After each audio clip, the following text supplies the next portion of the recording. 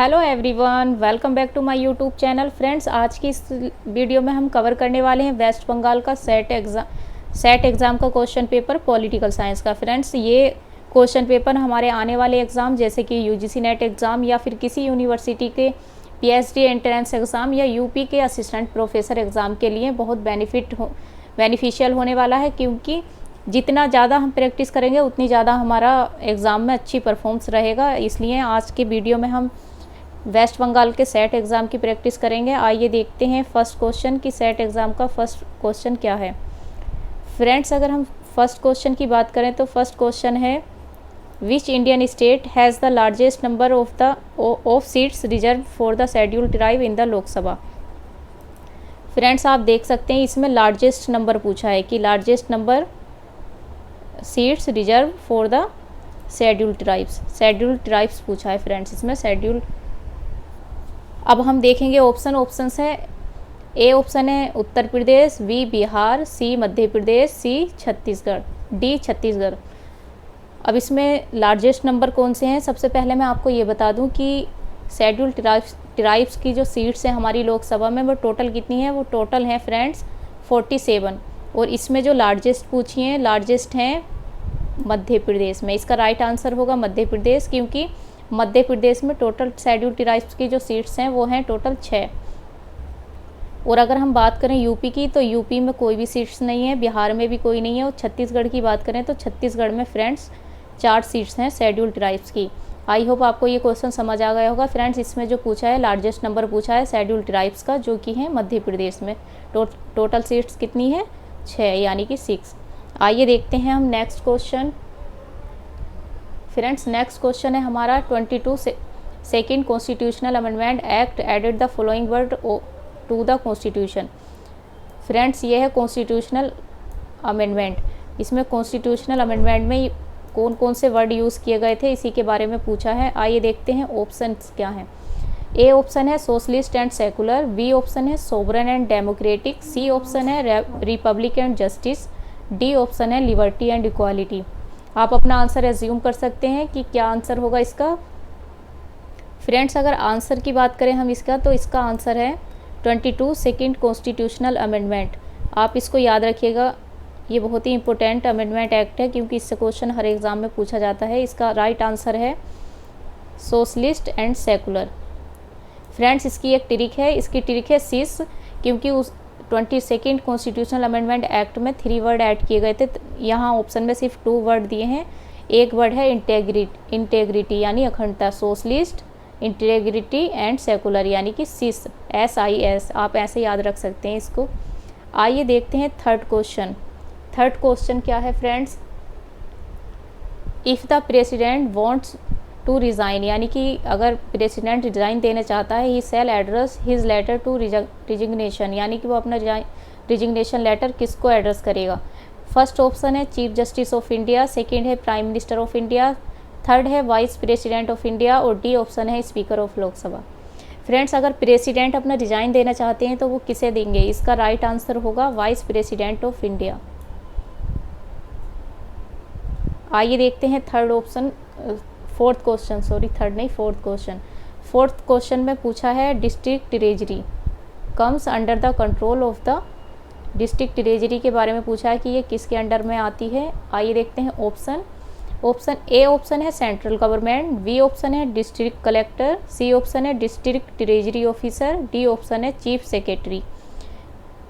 Friends, आप ये जो सी ऑप्शन दिया है डिस्ट्रिक्ट ट्रेजरी ऑफिसर, इसमें आप कंफ्यूज मत होना, क्योंकि डिस्ट्रिक्ट ट्रेजरी के जो है अंडर जो आती है वो आती है डिस्ट्रिक्ट कलेक्टर के, क्योंकि इसमें कंफ्यूज हो जाएंगे अगर ये सी ऑप्शन देखेंगे कि ट्रेजरी ऑफिसर है, लेकिन नहीं, ये डिस्ट्रिक्ट कलेक्टर है। अब देखते हैं हम fifth question. Friends, fifth question है who among the following president of India was associated with the trade union movement. आइए देखते हैं option KR Narayan, BB Giri, Gyani Zail Singh, Shankar Dayal Sharma. Friends, 5 का जो राइट आंसर होगा वो होगा BB Giri. Trade union movement से जो रिलेटेड हैं वो हैं BB गिरी। और ज्ञानी जेल सिंह की अगर हम बात करें तो ये एक ऐसे पहले राष्ट्रपति हैं जिन्होंने पॉकेट वीटो का यूज़ किया। और पॉकेट वीटो का यूज़ इन्होंने किस लिए किया था? Post office amendment bill 1986। इसको आप याद रखिएगा, ये एग्ज़ाम में बहुत बार पूछा गया कि ऐसे कौन से प्रेसिडेंट हैं जिन्होंने पॉकेट वीटो यूज़ किया और किस लिए किया? Post office amendment bill 1986। आइए देखते हैं नेक्स्ट क्वेश्चन।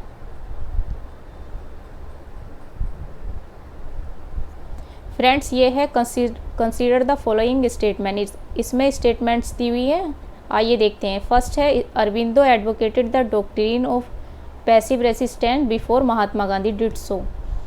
सेकंड है Aurobindo borrowed the doctrine of passive resistance from Mahatma Gandhi. Third है Aurobindo provided inspiration to the revolutionary movement in Bengal. Aurobindo advocate the concept of humanity. अब इसमें ऑप्शंस दिए हैं, which of the above statement are correct. First option है 1, 2 and 3। Second है second, third and fourth. C option है 1, 2 and 4। D option है 1, 3 and 4। इसका right answer क्या होगा? आप लोग अपना आंसर अपने माइंड में एज्यूम कर सकते हैं कि इसका राइट आंसर क्या होगा। फ्रेंड्स, इसका जो राइट आंसर होगा, पहले हम इसमें राइट आंसर पूछा है, इसका एक आंसर निकालने की एक ट्रिक है कि आप अगर इसमें 3 देखिए, सारे ऑप्शन में 3-3 दिए हैं, इसका मतलब 3 तो सही हो नहीं है, आपको सिर्फ रोंग ढूंढना है। अब इसमें रोंग आंसर कौन सा होगा? रोंग होगा कि Aurobindo borrowed the doctrine of passive resistance, यानी कि अरबिंदो ने पैसिव रेसिस्टेंस जो था वो महात्मा गांधी से बोरो किया था। ये जो है ये रोंग है, क्योंकि अरबिंदो ने खुद अपना एडवोकेट किया था डॉक्ट्रिन पैसिव रेसिस्टेंस। तो इसका मतलब हमारे पास बचा 1, 3 और 4। अब हम देखते हैं ये कौन से ऑप्शंस में है। ये है ऑप्शन नंबर डी में 1, 3, 4। इस तरह से भी आप आंसर निकाल सकते हैं। ये आंसर निकालने की एक ट्रिक है कि अगर आपके क्वेश्चन में करेक्ट आंसर पूछा है तो आप ये ढूंढिए कि उसमें रोंग क्या है। अब हमने देखा कि अरबिंदो ने डॉक्ट्रिन को बोरो नहीं किया था महात्मा गांधी से, पैसिव रेसिस्टेंस को, इसलिए वो रोंग था। हमने सिर्फ 2 को हमने हटाया। देखिए, फर्स्ट ऑप्शन में से हमने 2 हटा दिया, सेकंड में से 2 हटा दिया और थर्ड में से 2 हटा दिया। हमारा राइट आंसर हो गया डी। इस तरह से फ्रेंड्स आंसर निकालने में हमें बहुत ही आसानी हो जाती है और हम अपना राइट आंसर भी टिक कर सकते हैं। आइए देखते हैं हम next question. Friends, next question में असर्शन एंड रीजन दिया है। असर्शन है भीमराव अंबेडकर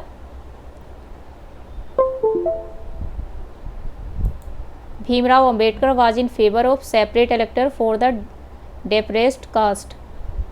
रीज़न दिया है Mahatma Gandhi proposed for separate elector for the depressed class.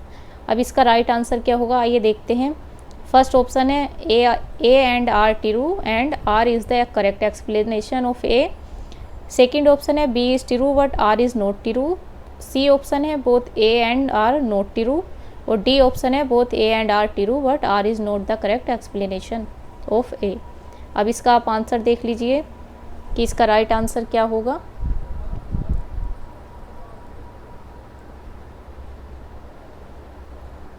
इसका राइट आंसर होगा friends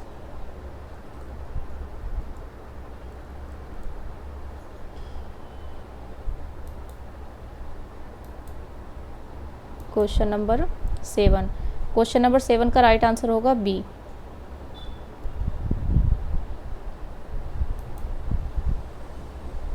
A is true but R is not true. आइए देखते हैं हम next question. Question number 8, which of the following is not a feature of the government of India. Is not a feature of the government of India act 1935। इसमें friends 1935 का act है जिस पूछा गया कि इसमें कौन सा फीचर नहीं है।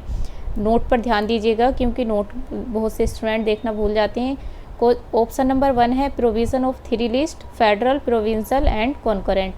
ऑप्शन नंबर बी है introduction of diarchy at the centre. Option number C है introduction of diarchy in the province. Option number D है establishment of a federal court at the centre. Friends, इसमें note पूछा है। अब note आप देखेंगे, अगर आपने गवर्नमेंट ऑफ इंडिया एक्ट 35 अगर आपने पढ़ा होगा तो आपको याद होगा कि ये जो ऑप्शन नंबर सी है introduction of diarchy in the province, ये जो दिया है ये ये 1919 के एक्ट में दिया गया है, इसलिए इसका आंसर होगा ऑप्शन नंबर सी। अब हम बात करते हैं क्वेश्चन नंबर 9 की। क्वेश्चन नंबर 9 में अगर हम बात करें तो the constituent assembly of India as proposed by the cabinet mission consist of which of the following. इसका ऑप्शन नंबर 1 है representative of the princely state, second है members elected by the provincial legislative assembly without communal representation, third है members elected from general Muslim and Sikh category, general Muslim Sikh and category seat by provincial assemblies, member nominated by the main political parties of India. अब इसमें आपको ये देखना है कि इसमें कौन कौन सा करेक्ट है। कॉन्स्टिट्यूशनल असेंबली, अब हम देखते हैं 9 का जो आंसर होगा फ्रेंड्स वो होगा ऑप्शन नंबर बी, यानी कि representative of the princely states. Option number 3 member elected from general Muslim and Sikh category seats bye the provincial assemblies. ये कैबिनेट मिशन द्वारा जो थे प्रपोज किए गए थे कॉन्स्टिट्यूशनल असेंबली के लिए। अब देखते हैं हम third question number 10। Question number 10 में फ्रेंड्स लिस्ट दी गई है।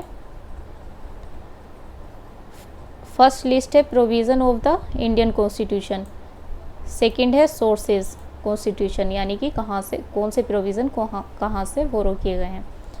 फर्स्ट है ए डायरेक्टिव प्रिंसिपल, सेकंड है B emergency power, C distribution of power between the centre and state, D amendment procedure. Friends अगर हम बात करें डायरेक्टिव प्रिंसिपल की ए की, तो ए जो हमने लिया था वो लिया था आयरलैंड से, यानी कि ए का 3। इमरजेंसी पावर फ्रेंड्स याद रखिएगा ये था बी का 1, यानी कि जर्मनी। अब आप ऑप्शन में देखिएगा ए का 3 कहाँ पर है, ए का 3 बी में भी है, ए का 3 डी में भी है। अब हम देखते हैं, इससे तो हमारा क्वेश्चन का आंसर नहीं निकला। अब हम तीसरा देखते हैं कि distribution of the power between the centre and state. आपको याद होगा ये कनाडा से ली गई हैं, यानी कि सी का 1। सी का 1 अगर आप देखेंगे, सॉरी सी का 2 अगर आप देखेंगे तो सी का 2 सिर्फ एक ऑप्शन में है और वो है ये डी ऑप्शन। अब हम देखते हैं डी ऑप्शन अमेंडमेंट प्रोसीजर, ये कहाँ से लिया गया, ये लिया गया साउथ अफ्रीका से। इस तरह से फ्रेंड्स हमारा आंसर क्या निकलेगा, हमारा आंसर निकलेगा ऑप्शन नंबर डी। एक बार इसका और देख लीजिएगा कि कौन से कहाँ से लिए गए हैं। फ्रेंड्स ये डायरेक्टिव प्रिंसिपल लिए गए हैं आयरलैंड से, इमरजेंसी पावर ली गई है जर्मनी से, distribution of power between and the centre and states लिया गया है कनाडा से, अमेंडमेंट प्रोसीजर लिया गया है साउथ अफ्रीका से, इसलिए 10 का आंसर होगा डी। आइए देखते हैं हम next question, question number 11। Question number 11 में friends which of the following statements regarding right to education. इसमें पूछा गया है right to education in India is correct. First option है this right cover both children and adult, क्या ये children और adult दोनों को कवर करता है। सेकंड है this right cover all children up to the age of 18, ये 18 एज तक के चिल्ड्रन को कवर करता है। सी ऑप्शन है the right cover children in the age group of 16 to 14, क्या ये 16 to 14 को कवर करता है। डी ऑप्शन है the right cover are pre primary and primary education. Friends अगर आपने राइट टू एजुकेशन पढ़ा होगा तो उसमें आपने देखा होगा कि 6 to 14 यानी 6 से 14 तक के बच्चों को, 6 से 14 तक के बच्चों को उन्होंने राइट टू एजुकेशन दिया है। फ्रेंड्स आप याद रखिएगा कि इसमें जो है ये एडल्ट जो दिया है, इससे आप इसको एलिमिनेट कर सकते थे। इससे आप देख सकते थे कि 18 एज वाले चिल्ड्रन नहीं होते, क्योंकि उन्हें तो वोटिंग राइट मिल जाता है, इसलिए वो एडल्ट में आते हैं। प्री प्राइमरी की कहीं पर बात नहीं की गई है, इसलिए इसका राइट आंसर होगा option number C, the right covers in children in the age group to 6 to 14। आइए देखते हैं हम नेक्स्ट क्वेश्चन। नेक्स्ट क्वेश्चन हमारा क्या है, नेक्स्ट क्वेश्चन है friends question number 12। Which of the following article under the Indian constitution exempt the president and governor from answerability to any court of law, यानी कि प्रेसिडेंट और governor जवाब दे हैं किसी कोर्ट के कौन से आर्टिकल के तहत। इसका ऑप्शन देख लीजिए फ्रेंड्स। सबसे पहले इसका option article 360, article 370, article 361, article 250। Friends 12 question का president and governor answerability to any court of law, इसका राइट आंसर होगा, राइट आंसर है इसका option number C. Option number C article 361, इसका राइट आंसर है ऑप्शन नंबर 6 आर्टिकल 361। आइए देखते हैं हम नेक्स्ट क्वेश्चन। नेक्स्ट क्वेश्चन है हमारा question number 13।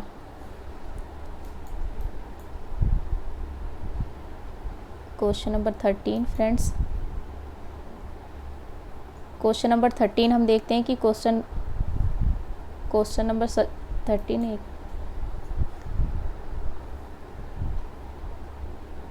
One minute. Question number 13 हम देखते हैं फ्रेंड्स। इसमें जो दिया है ये भी असर्शन और रीजन से रिलेटेड है। Question number 13 assertion and reason. Question number 13 में दिया है जुडिशियल एक्टिविज्म। फ्रेंड्स ये बहुत ही इंपॉर्टेंट है। Emerge in India as an extra constitutional development through judicial pronouncement and judgement. Reason की अगर हम देखें तो रीज़न दिया है judicial activism fills the gap since the executing law is not clearly pronounced. हम इसके ऑप्शंस देखते हैं। ऑप्शंस हैं इसके both A and R true and R is the correct explanation of A. B option है both A and R true but R is not the correct explanation of A. C option है A is true but R is false. D option है A is false and R is true. इसका right answer होगा friends A, both A are true and R is the correct explanation of A. 13 का right answer ए। आइए देखते हैं हम next question. Next question है friends 14। Next question है 14 में दिया है under the provision of the Indian constitution a community can be declare A minority community on the basis of. इसमें ये पूछा है कि किसी भी कम्युनिटी को माइनॉरिटी कम्युनिटी किस बेस पर डिक्लेयर कर सकते हैं। आइए इसका ऑप्शन देखते हैं। ऑप्शन है रिलीजन ओनली। बी ऑप्शन है एदर रिलीजन और लैंग्वेज। सी है एदर लैंग्वेज और कास्ट। डी है एदर रिलीजन और रेस। अब देखते हैं इसका राइट आंसर क्या है। 14 का राइट आंसर होगा फ्रेंड्स रिलीजन और लैंग्वेज, यानी कि हम किसी भी कम्युनिटी को डिक्लेयर कर सकते हैं माइनॉरिटी कम्युनिटी ओनली रिलीजन और लैंग्वेज के बेस पर। अब हम देखते हैं क्वेश्चन नंबर 15। क्वेश्चन नंबर अगर 15 की बात करें तो the Indian federal system differ from the American federal system, यानी कि इंडियन फेडरल सिस्टम और American federal system in respect to the following. इसमें बात की गई है कि इंडियन और अमेरिकन फेडरल सिस्टम कैसे एक दूसरे से डिफ़र करते हैं। आइए देखते हैं हम। फर्स्ट ऑप्शन है नहीं स्टेटमेंट है representation of seats in the upper house of the national legislature. Second है existence of a written constitution. Third है डुअल सिटीजनशिप। फोर्थ है parallel existence of states and federal judiciary. Select the correct answer from the following option. Friends अगर आपको इसका answer आपने citizenship पढ़ा होगा तो आपको एकदम नज़र आ रहा होगा कि इसका राइट आंसर क्या हो सकता है। ऑप्शन में दिया गया है कि फर्स्ट ऑप्शन में है 1 एंड 2, बी में है 3 एंड 4, सी में है 1 एंड 4, डी में है 2 एंड 3। फ्रेंड्स अगर आपने इंडियन फेडरल सिस्टम पढ़ा होगा तो आपने एक बहुत ही इंपॉर्टेंट चीज़ पढ़ी होगी जो कि मैंने अपनी लास्ट लेक्चर में भी पढ़ाया था। अगर आपने नहीं पढ़ा है तो आप सेलिएंट फीचर पर जाकर पढ़ लीजिए, जो कि उसकी वीडियो मैंने अपलोड कर रखी है। उसमें मैंने बताया है कि हमारे इंडिया में सिंगल सिटीजनशिप है। किसी भी स्टेट को पर्टिकुलर राइट नहीं है अपनी सिटीजनशिप का। हमारे इंडिया में जो है सिंगल सिटीजनशिप दीजिए। तो अब आप एलिमिनेट कीजिए कि हमारा थर्ड ऑप्शन बी में है, इसका मतलब हमारा ये भी नहीं हो सकता। मतलब ये हमारे में हो सकता है कि मतलब डिफ़र कर सकता है हमारा इंडियन एंड अमेरिकन। और उसके बाद अगर हम देखें तो parallel extent of seats and federal judiciary, ये है फोर्थ। इसका राइट आंसर होगा फ्रेंड्स 15 का बी, क्योंकि आप इसमें पूछा है कि डिफ़र कैसे करता है। तो इसमें इसका राइट आंसर है 15 का बी, 3 एंड 4, क्योंकि डुअल सिटीजनशिप इंडिया में नहीं है, अमेरिका में है, और ये parallel exchange of seats and federal judiciary, इन दोनों चीज़ों से ये डिफ़र करते हैं। अब देखते हैं हम अपना नेक्स्ट क्वेश्चन है हमारा 16 number. Who describe the Indian constitution as quasi federal. Friends, हमारे इंडियन कॉन्स्टिट्यूशन में जो फेडरल है वो उसको हम ट्रू फेडरलिज्म नहीं बोल सकते, क्योंकि उसमें जो पावर है वो स्टेट एंड सेंट्रल में डिवाइड है, लेकिन सेंट्रल की तरफ झुकाव ज़्यादा रहता है। इसलिए ये किसने डिस्क्राइब किया है कि इंडियन कॉन्स्टिट्यूशन ऐसे quasi federal? K C Wheare, Ivor Jennings, D Basu, Granville Austin. Friends, ये बोला है option number A, K C Wheare ने। याद रखिएगा, क्वासी फेडरल किसने बोला है? क्वासी फेडरल बोला है केसी वियर ने। इसका राइट आंसर होगा केसी वियर।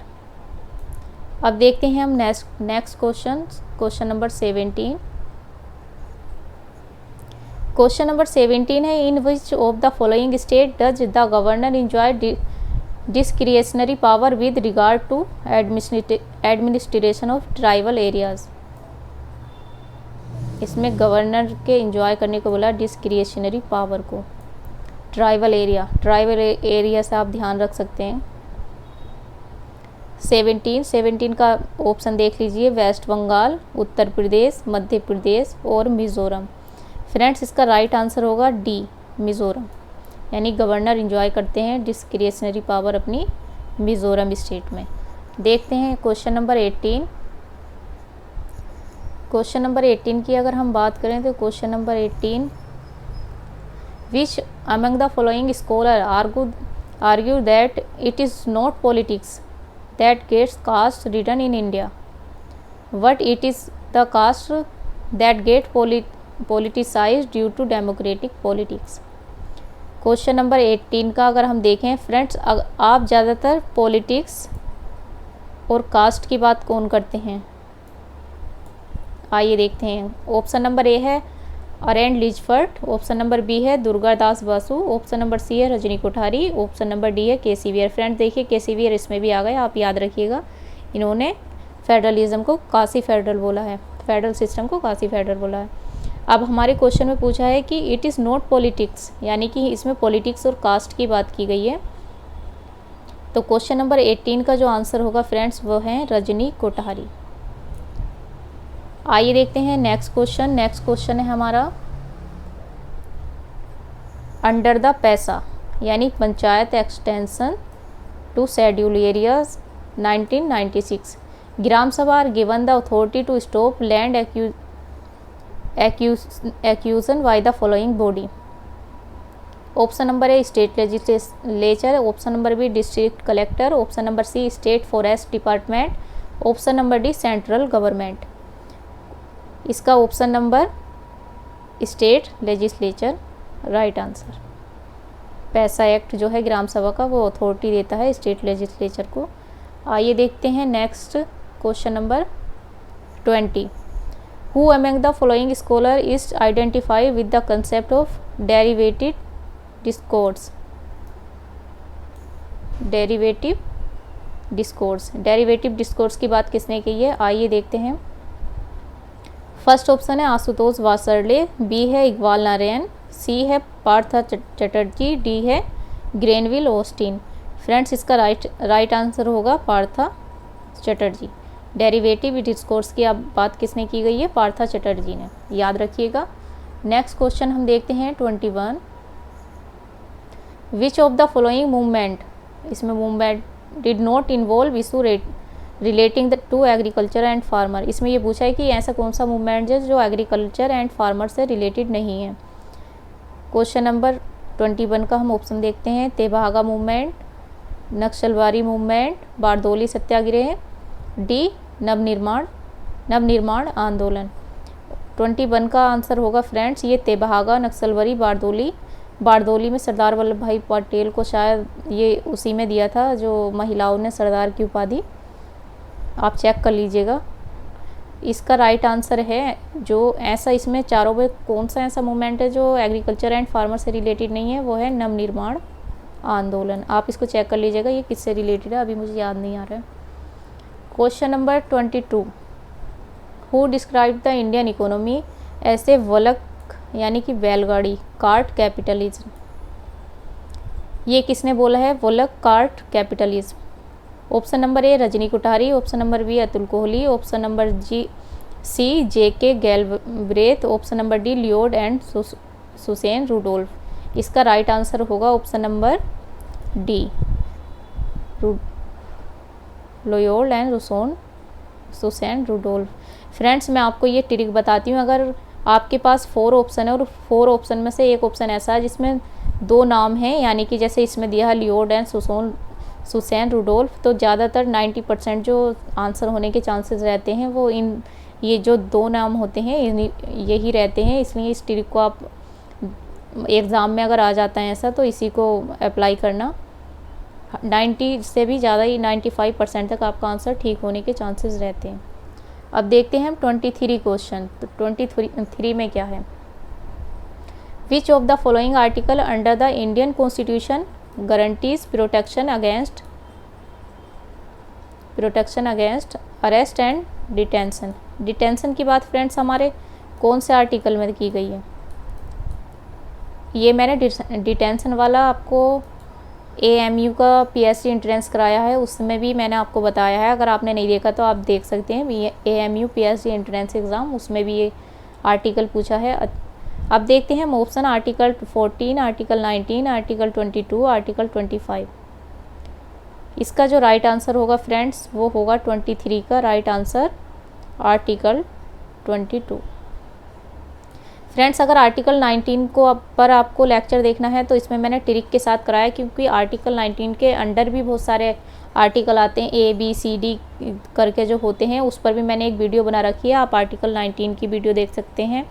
आर्टिकल 14 की भी बना रखी है। आर्टिकल 25 जो रिलीजन से रिलेटेड है, इस पर मैं कभी स्पेसिफिक वीडियो आपको बना दूंगी, लेकिन आर्टिकल 19 पर मैंने वीडियो बनाई है, आप जाकर देख सकते हैं चैनल में।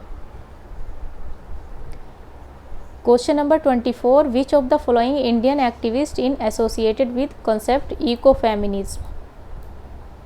इको फेमिनिज्म कौन है? इको फेमिनिज्म की बात करें तो हम सबसे पहले हम देखते हैं ऑप्शन है मेधा पाटेकर, सुंदरलाल बहुगुणा, वंदना शिवा, राजेंद्र सिंह। फ्रेंड्स इसका जो राइट आंसर होगा वो होगा 24 का राइट आंसर है वंदना शिवा। ये बहुत ही फेमस है फ्रेंड्स, आप याद रखिएगा, इको फेमिनिस्ट की बात की गई है तो ये है वंदना शिवा। और अगर सुंदरलाल बहुगुणा को अगर आप नहीं जानते हैं तो आपको बता दूं, चिपको आंदोलन इन्होंने ही चलाया था। इसका राइट आंसर होगा option number C, option number C Vandana Shiva. अब देखते हैं हम राइट आंसर वंदना शिवा। अब देखते हैं हम नेक्स्ट क्वेश्चन क्या है फ्रेंड, 25 है, विच committee on electoral reform proposed a multi member election commission. यानी कि ऐसी कौन सी कमेटी थी जिन्होंने इलेक्टोरल रिफॉर्म को प्रपोज किया, मल्टी मेंबर इलेक्शन कमीशन। देखते हैं ऑप्शन नंबर ए है Rajamannar committee, option number D है बलवंत राय कमेटी, ऑप्शन नंबर सी है Tarkunde committee, option number D है नन ऑफ द एबव, यानी कि इनमें से कोई नहीं। फ्रेंड्स अगर हम बात करें कमेटी की तो इसका जो राइट आंसर होगा फ्रेंड्स वो होगा option number C, Tarkunde committee. Friends ये जो बी नंबर पर है बलवंत राय मेहता कमेटी, ये जो कमेटी है ये मैंने आपको करा रखी है, अगर आपने नहीं देखी है तो आप पंचायती राज से रिलेटेड कमेटी आप देख सकते हैं। ये पंचायती राज से रिलेटेड कमेटी है बलवंत राय कमेटी, और ये जो है इलेक्टोरल रिफॉर्म से रिलेटेड ये है तारकुंडे कमेटी।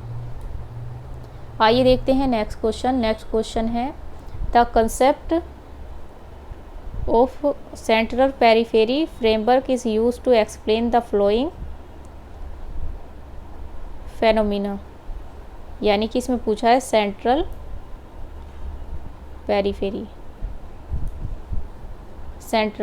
अब फ्रेंड्स ये जो क्वेश्चन है ये वर्ड सिस्टम थ्योरी से रिलेटेड है। आइए देखते हैं फर्स्ट ऑप्शन है लूज फेडरेशन, बी ऑप्शन है डेलीगेशन ऑफ अथॉरिटी, डी है अंडर डेवलपमेंट, सी है अंडर डेवलपमेंट और डी है अंडर रिप्रेजेंटेशन। फ्रेंड्स इसका जो राइट आंसर होगा वो होगा 26 का C, under development. Friend world system theory Immanuel Wallerstein उन्होंने जो दी है, उन्होंने 3 में दी है। उन्होंने दी है सेंटर, सेमी पेरिफेरी और पेरिफेरी। और जो एजी फ्रैंक है उन्होंने 2 में दी है, सेंटर और पेरिफेरी। तो ये जो पूछा है ये एजी फ्रैंक से रिलेटेड है, अंडर डेवलपमेंट इसका आंसर है। आपसे ऐसे भी पूछ सकता है कि centre periphery world system theory में किसने बताया है, तो नीचे ऑप्शन दे दिए जाएंगे 4 ऑप्शन, उसमें एजी फ्रैंक दे दिया जाएगा और इमैनुअल वॉलरस्टीन भी दिया जाएगा, लेकिन उसमें सेंटर, सेमी पेरिफेरी और पेरिफेरी दिया गया है। तो इसका राइट आंसर है अंडर डेवलपमेंट, क्योंकि ये प्रेजेंट करती हैं developed country, under developed country, developing countries को। अब हम देखते हैं क्वेश्चन नंबर 27। क्वेश्चन नंबर अगर हम 27 में देखें तो which of the following statement is correct regarding new social movement. New social movement के बारे में इसमें पूछा है, एनएसएम। फर्स्ट है NSM believe in the idea of revolution, NSM are class based movement, NSM have a post material orientation, NSM have rigid organisational structure. Friends इसका जो right answer होगा वो होगा MSM have a post material orientation, यानी कि new social movement जो हैं वो पोस्ट मटेरियल ओरिएंटेशन से। इसका राइट आंसर हो गया ऑप्शन नंबर सी। अब देखते हैं नेक्स्ट क्वेश्चन। नेक्स्ट क्वेश्चन है 28। The concept of print capitalism, print capitalism given by. Friends इसमें पूछा है print capitalism was given by the following. Print capitalism किसने दिया है? Craig Calhoun, Carlton Hayes, Anthony Smith, Benedict Anderson. Friends 28 का आप याद रखिएगा, प्रिंट कैपिटलिज्म जो दिया है, प्रिंट कैपिटलिज्म दिया है वेंडिक्ट एंडरसन ने। याद रखिएगा आप, print capitalism Benedict Anderson. Right answer is option number D. अब देखते हैं हम question number 29। Who among the following was involved in the formation of the Communist Party of India, CPI? Friends comment section में बताना कि CPI का formation year क्या है। ऑप्शन नंबर ए है ज्योति बसु, बी है एम.एन. रॉय, सी है चारू मजुमदार, डी है none of the above. Friends 29 का option number B M N. Roy. इन्होंने सबसे पहले संविधान सभा की मांग की 1934 में, ये भी याद रखिएगा। अब देखते हैं हम question number 30। The fairest political system as authoritative allocation of values in attributed to. Option number देखते हैं, यानी अथॉरिटेटिव एलोकेशन ऑफ वैल्यू किसने बताया है? आलमंड, ईस्टन, पाई, डेहल। ये बताया है फ्रेंड्स डेविड ईस्टन ने। इन्होंने सिस्टम थ्योरी दी है, आउटपुट इनपुट भी दिया है, और उसी को ब्लैक बॉक्स फिलो मॉडल भी बोलते हैं और ब्लैक बॉक्स मॉडल भी बोलते हैं, याद रखिएगा। डेविड ईस्टन ने बिहेवियरलिज्म एंड पोस्ट बिहेवियरलिज्म भी बताया है, ये आप याद रखिएगा। इसका राइट आंसर होगा ऑप्शन नंबर बी। अब बात करते हैं हम 31 क्वेश्चन की। द टर्म थर्ड वर्ल्ड यानी तीसरी दुनिया comes close to which of the following option. Option number A है industrial societies, option number B है colonials of European nation in Africa, option number C है countries that were not aligned with other US और Soviet Union, option number D South East Asian countries. 31 का अगर आप देखेंगे तो ये इसका आंसर बहुत ही आसान है। इसका थर्ड वर्ड तीसरी दुनिया क्यों आया फ्रेंड्स? तीसरी दुनिया का जो ये वर्ड आया, ये तीसरी दुनिया वर्ड इसलिए आया कि जब सेकेंड वर्ल्ड वार के बाद दुनिया जो थी दो शक्तियों में बढ़ गई थी, यूएसए एंड सोवियत यूनियन। तो उसके लिए जो हमारा इंडिया था उसने नेम बनाया था, यानी कि गुट निरपेक्ष नीति, वो किसी भी गुट में शामिल नहीं होना चाहती थी। इसलिए आप देख सकते हैं ये country that were not aligned with other USA और सोवियत यूनियन, यानी कि ऐसी कंट्री जो कि ना यूएसए में जाना चाहती थी और ना सोवियत यूनियन में, जो इंडिया ने बनाया इंडिया ने नेम बनाया ये गुट निरपेक्ष नीति नेहरू जी के टाइम पर, जिसकी फर्स्ट मीटिंग 1961 में हुई। तो ये थर्ड वर्ड उसी से रिलेटेड है। अब देखते हैं क्वेश्चन नंबर 32। इसमें जो है फ्रेंड्स, इसमें दिया है लिस्ट, ये है हमें मैच करनी। आइए देखते हैं लिस्ट, अभी इसको सेट कर लेते हैं।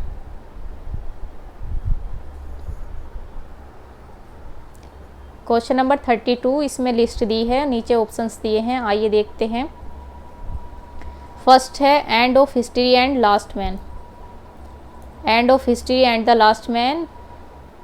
बी है ओरिएंटलिज्म। सी है clash of civilization and the remaking of the world order. D है politics among nation the struggle for power and peace. Friends, ये ऐसी बुक्स है जो कि आपको ज़्यादातर, यानी कि एग्ज़ाम में दो बुक्स जो हैं ये पॉलिटिकल एमंग नेशन, दो नहीं ये तीनों ही है। End of history, clash of civilisation, political among nation, ये तीनों बुक्स ऐसी हैं इनके चांसेस 100% रहते हैं एग्ज़ाम में आने के। इनको तो आप फिंगरप्रिंट पे याद कर लीजिएगा। एंड ऑफ हिस्ट्री जो है फ्रेंड्स, ये है फ्रांसिस फुकुयामा। अब देखते हैं, ए का 4 हमारा बी ऑप्शन में भी है और सी ऑप्शन में भी है, इसका मतलब अभी हमारा आंसर नहीं आया। इसके बाद अगर क्लैश ऑफ सिविलाइजेशन, यानी कि इन्होंने बोला था कि सभ्यताओं में क्लैश होगा, ये कौन थे? ये थे हंटिंगटन, यानी कि सी का 2। अब सी का 2 आप देखेंगे कितनी जगह पर है, ये भी 2 जगह है, यानी कि ए ऑप्शन में ये भी सेम है और ये भी। आंसर अभी भी नहीं आएगा। पॉलिटिकल एमंग नेशन, यानी कि डी का 3, हंस मार्गिनथाउ, ये यथार्थवादी सिंकर हैं, इनके 6 प्रिंसिपल हैं, बहुत इंपॉर्टेंट है, आप उनको देख लीजिएगा। डी का 3 अगर हम देखें फ्रेंड, डी का 3 सिर्फ एक ही जगह पर है। तो इस तरीके से आप पहले, अगर आपको सारे आते हैं तो बहुत अच्छी बात है, अगर आपको कोई एक आता तो आप ये देखिए कि वो कहाँ कहाँ पर है। तो अगर हम बात करें डी का 3 सिर्फ सी ऑप्शन में है, तो इस तरीके से हमारा आंसर क्या होगा फ्रेंड्स? हमारा आंसर होगा ऑप्शन नंबर सी। और अगर बी का हम बात करें तो हमारे पास सिर्फ एक ऑप्शन बचा है, बी का 1, एडवर्ड सैड। अब देखते हैं हम next question number 13। Question number 13 में अगर हम बात करें तो who wrote the book the Indian constitution corner stone of A Nations, Indian constitution corner stone of a nation.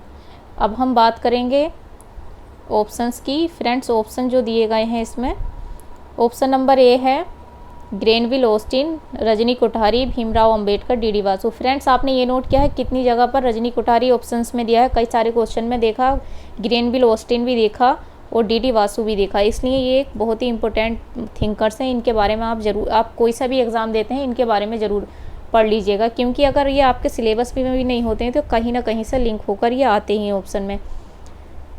33 का जो आंसर होगा फ्रेंड्स वो होगा ऑप्शन नंबर ए, ग्रेनविल ऑस्टिन। ये ग्रेनविल ऑस्टिन की बुक है, ये आपको याद करनी पड़ेगी, इसकी कोई ट्रिक नहीं हो सकती, क्योंकि जो उन्होंने बुक्स का नाम दे दिया सो दे दिया।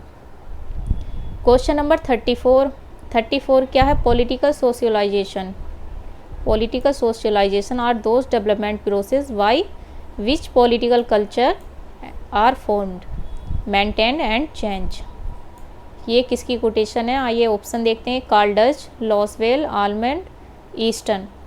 फ्रेंड्स, 34 की अगर आप देखें, इसमें आपको एक ट्रिक याद रखनी पड़ेगी कि पॉलिटिकल सोशलाइजेशन, पॉलिटिकल कल्चर, ये जो है इसमें मतलब दोनों आपको वर्ड याद रखने करेंगे। पॉलिटिकल सोशलाइजेशन, पॉलिटिकल कल्चर, दोनों की बात कौन करते हैं इसमें? ये डेवलपमेंट प्रोसेस है बाय पॉलिटिकल कल्चर। तो इसका जो आंसर होगा वो 34 का आंसर होगा सी, आलमंड। फ्रेंड्स, आपने देखा होगा कि ईस्टर्न, अभी मैंने आपको बताया इनकी सिस्टम थ्योरी भी है, उसको ब्लैक बॉक्स मॉडल भी बोलते हैं, उसको फ्लो मॉडल भी बोलते हैं, आउटपुट इनपुट भी इन्होंने बताया है। अब देखते हैं हम नेक्स्ट क्वेश्चन 35। नेक्स्ट क्वेश्चन है 35, जिसमें list 1 and list 2।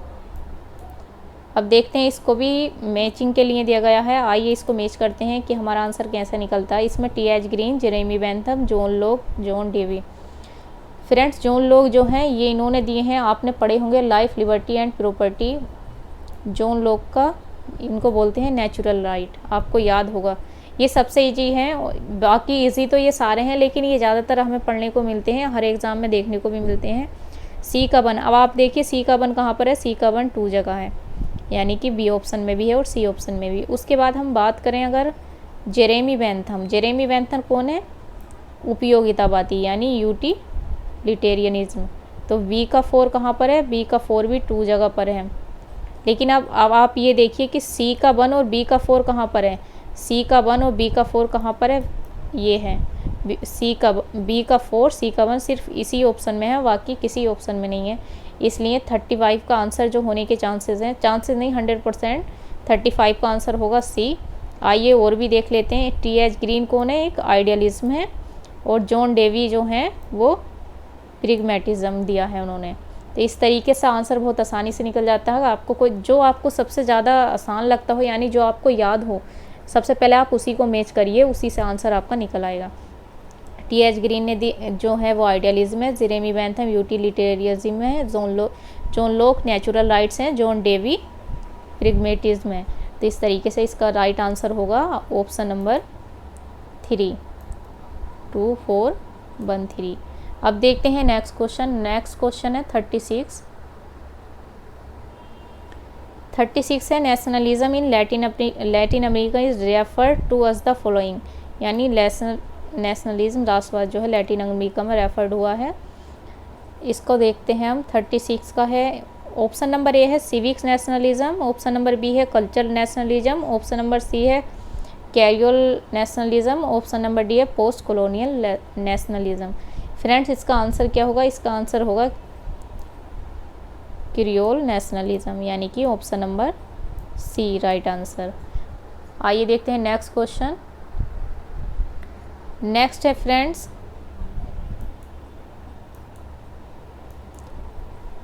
Question number 37 में अगर हम देखें, according to Antonio Gramsci civil societies primarily geared to the generation of the following: coercion, exploitation, consent, rebellion. इसका राइट आंसर होगा option number C consent. Antonio Gramsci ने friends subaltern theory भी दी है, सबाल्टर्न थ्योरी भी आप इनसे याद रखिएगा। अब देखते हैं हम नेक्स्ट क्वेश्चन। नेक्स्ट क्वेश्चन है 38। Who among the following identify political development with the institutionalization of political organization and procedures? इसका राइट आंसर क्या होगा, आप ये याद रखिएगा, political development with the institutionalization of political organisation.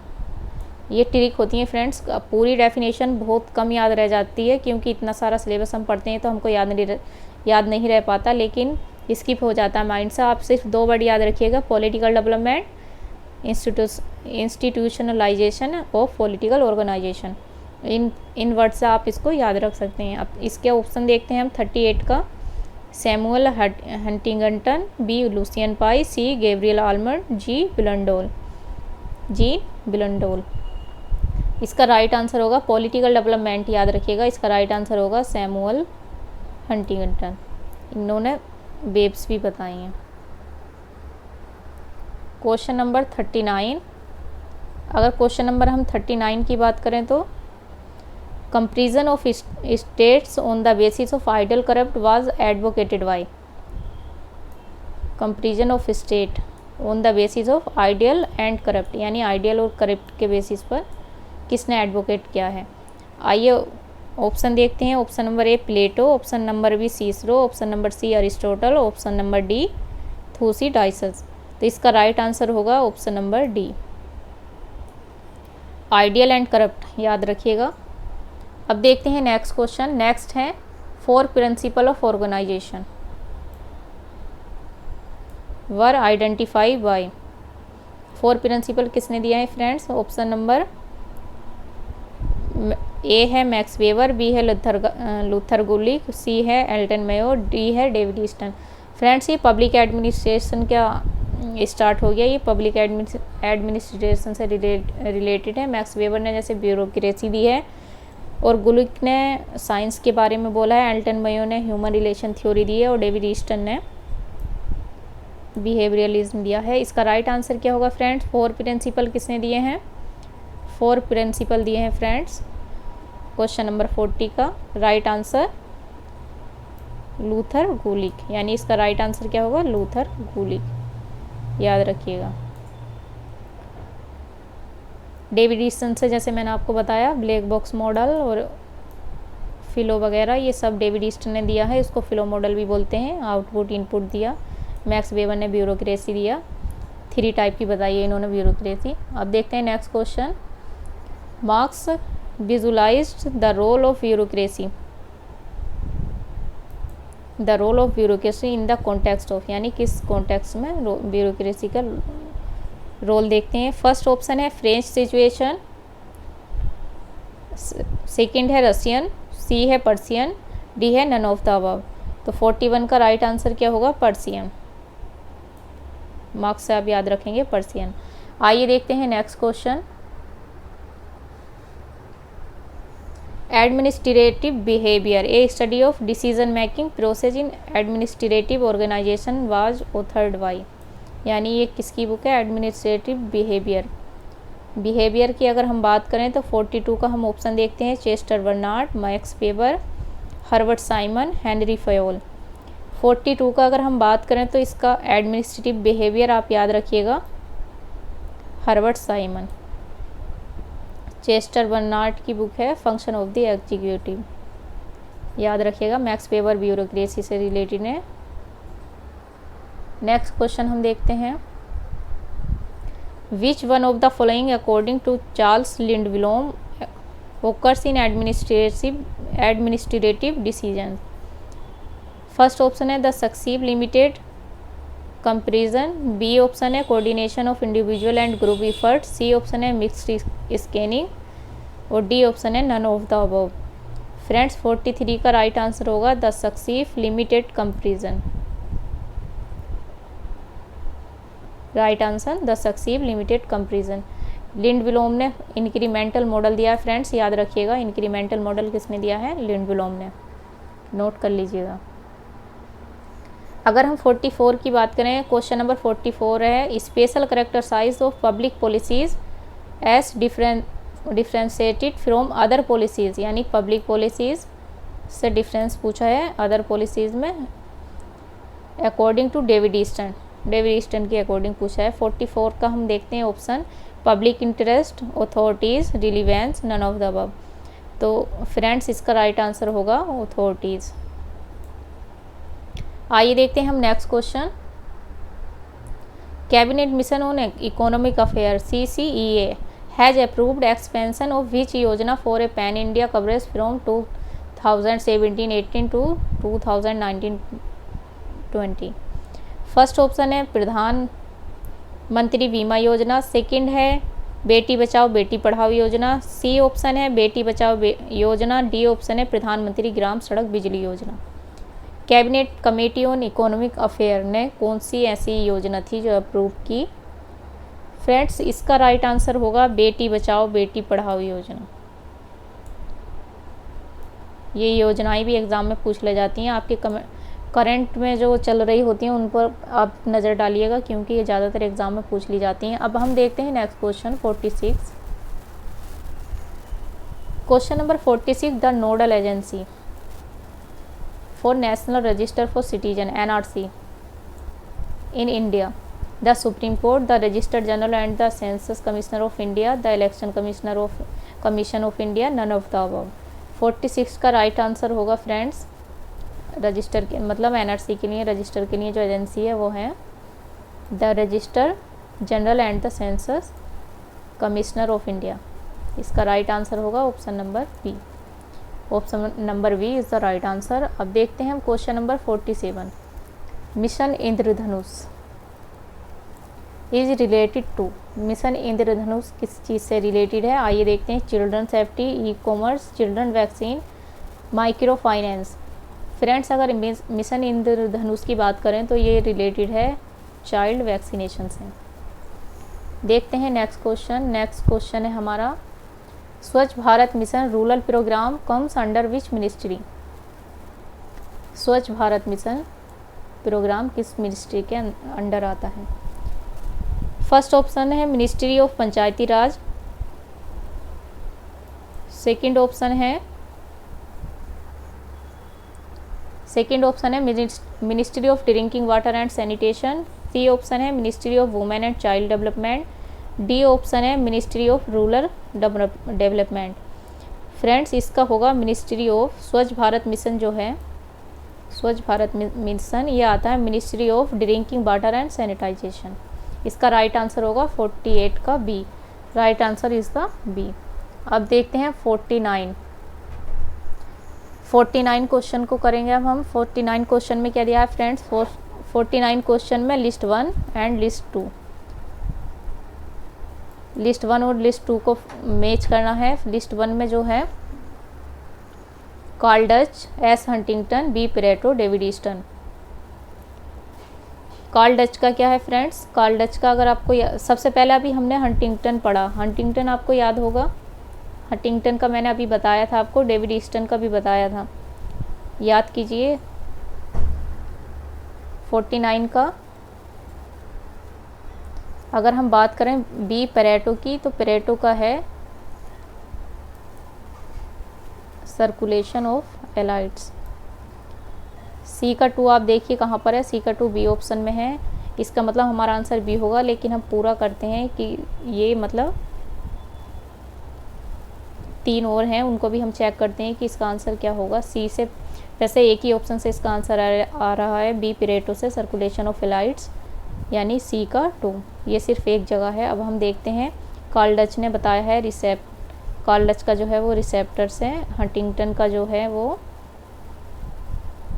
एक minute, B circulation of elite यानी सी का 2, ए का 4, हंटिंगटन का मॉडर्नाइजेशन एज मल्टीफेस्टेड प्रोसेस, और डेविड ईस्टन का गेट कीपर्स, यानी कि right answer is the B, 49 का बी।